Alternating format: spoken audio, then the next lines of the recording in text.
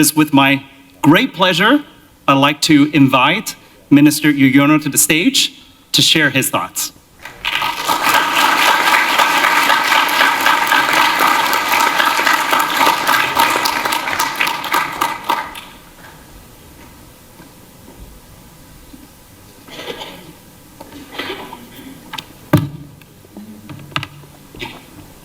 Assalamualaikum warahmatullahi wabarakatuh. May peace be upon us all. His Excellency Dr. Susilo Bambang Yudhoyono, the 6th President of the Republic of Indonesia. I'm proud to share the same last name with him. And suffice to say that I have known him quite well my whole life. And in his keynote speech this morning, President Yudhoyono outlined Southeast Asia's critical role in global sustainability, calling for regional leadership, US-ASEAN collaboration, and education-driven innovation to address interconnected crises in food, water, energy, and climate. And thank you, William, for your kind introduction. And unfortunately, by the time I got here, the Golden State Warriors had been eliminated from the NBA playoffs. But I make sure that we didn't bring any bad luck to California. Well, I would like to appreciate Honorable Dr. Condoleezza Rice, the director of the Hoover Institution and former U.S. Secretary of State. Thank you for hosting today's luncheon. It has been a privilege to engage in a candid and constructive exchange of views. And also Honorable Dr. Arun Majumdar, the Dean of the Stanford Doerr School of Sustainability. And I would like to personally thank Dean Arun for making the trip to Yogyakarta last week. And of course, Honorable Gita Wirjawan, visiting scholar, Precourt Institute for Energy, former Minister of State, Republic of Indonesia. He has been a personal friend and a mentor to me. And of course, he is a great ambassador, a great storyteller of Southeast Asia. Thank you for organizing this event with the Hoover Institution and with Dr. Arun and also William. And Vice Chairman of the People's Consultative Assembly of the Republic of Indonesia, my brother, Dr. Edi Baskoro Yudhoyono. So here's another Yudhoyono in the house. Well, in fact, we have the whole family here. My wife, Anissa, Larasati Puan Yudhoyono. My sister-in-law, Alia Baskoro Yudhoyono. So they say there is either a very good news or a very bad news if the whole family are together in the same building, right? But today is a great news for every one of us because we can feel the optimism, the positive energy, and we are trying to translate any kind of challenges into opportunities to make Southeast Asia a much better place, right? Senior policymakers, academics, civil society, and business leaders, distinguished guests, ladies and gentlemen.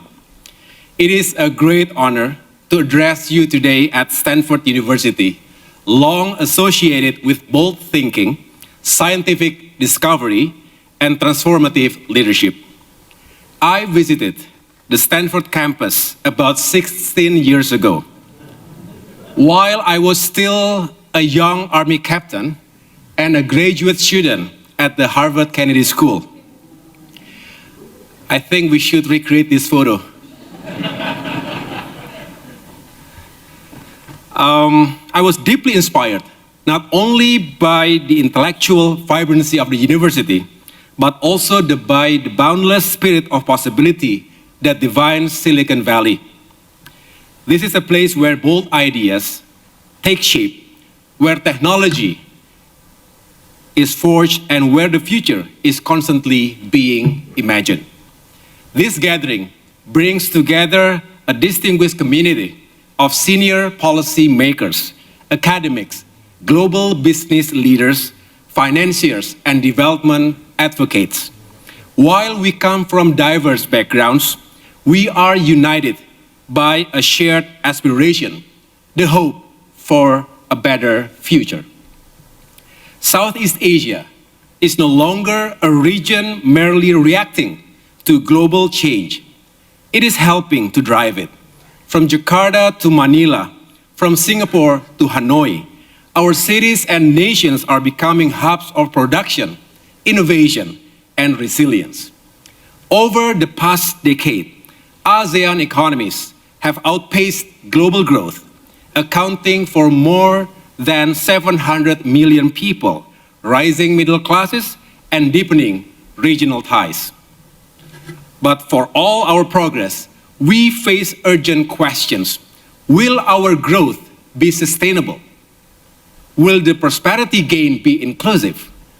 And will greater cooperation or fragmentation define the region's rise? These are not abstract dilemmas.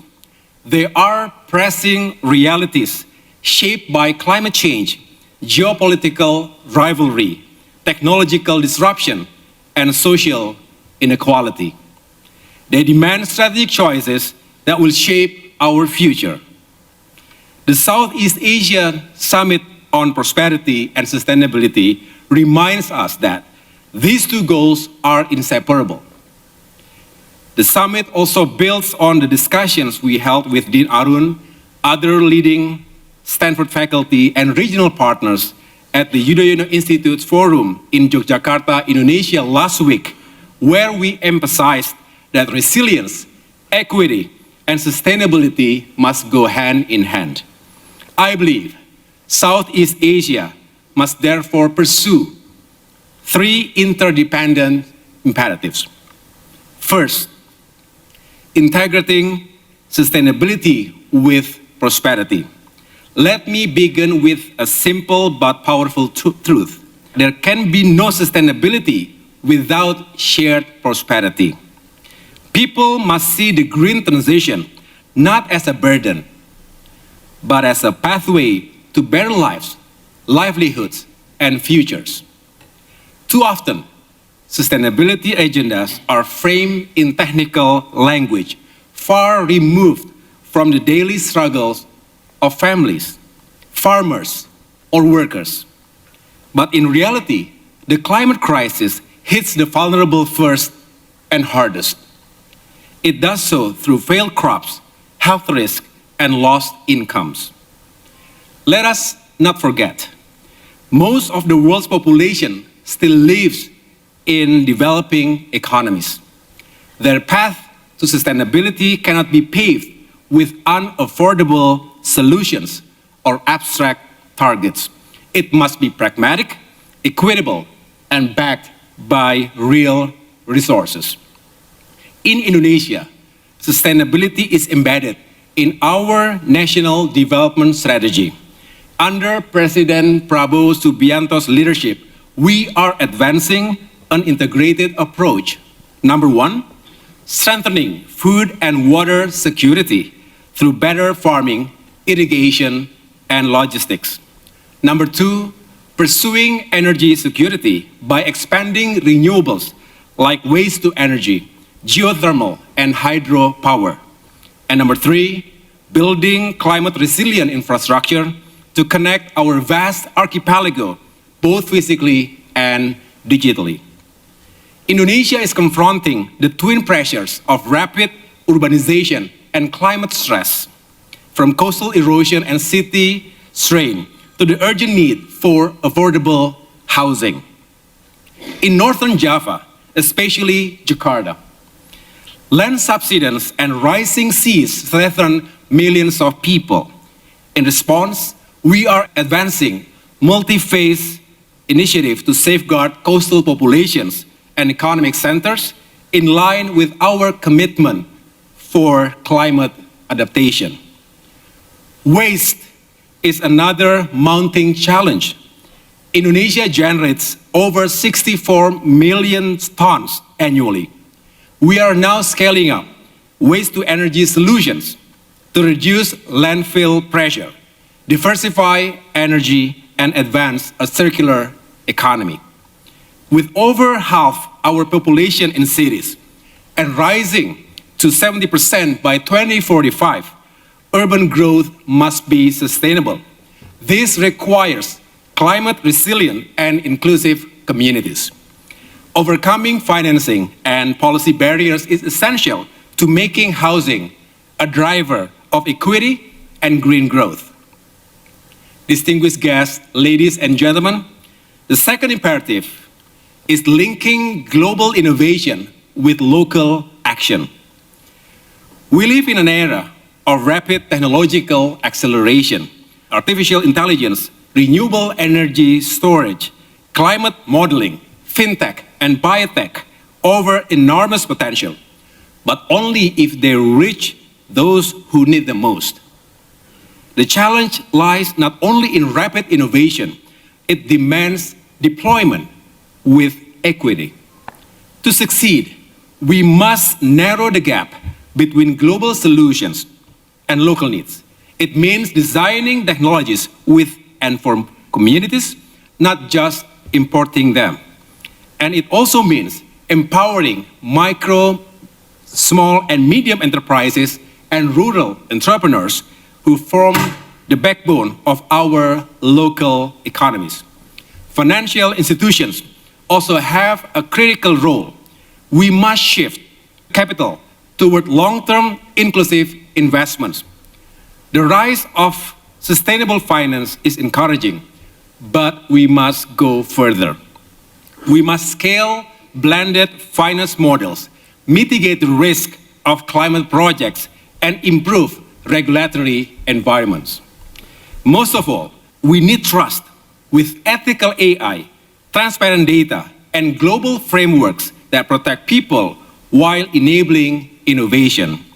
Technology and innovation should empower people, not displace or marginalize them. The third imperative is improving regional cooperation.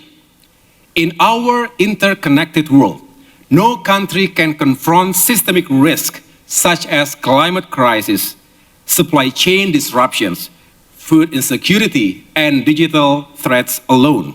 These challenges demand collective and coordinated responses. For Southeast Asia, this effort must begin with a stronger, more effective ASEAN. The time has come to move beyond a consensus-building forum and toward a problem-solving platform. It means strengthening institutional capacity, deepening public-private collaboration, and fast-tracking cross-border initiatives. From integrated transport corridors and regional power grids to digital frameworks and carbon markets. The ASEAN Master Plan on Connectivity 2025 offers an existing framework, although progress remains uneven. Success stories from Indonesia, Vietnam, and the Philippines show what is possible. Now, we must replicate and expand these efforts across the region. We must also be firm in our commitment to multilateralism and regional peace. Great power rivalry must not define Southeast Asia's future. Instead, we must lead with our own agenda, rooted in stability, inclusivity, and respect for international law. We invite the United States as a long-time strategic partner to increase its engagement in the region, as well as investment into green project opportunities, including sustainable infrastructure. as the world's fourth largest democracy and a natural bridge between Asia, Africa, and the Pacific, Indonesia is ready to help shape a development agenda that is not only sustainable, but also just. Prosperity must be inclusive, and sustainability must reflect the realities of Southeast Asia, where resilience is built not in boardrooms alone, but in farms, villages, coastlines, and informal economies. Distinguished guests, ladies and gentlemen, I would like to take a moment to acknowledge Stanford University's immense potential in shaping this future. Stanford can play its role as a global engine of knowledge and collaboration. This institution is uniquely positioned to act as a bridge.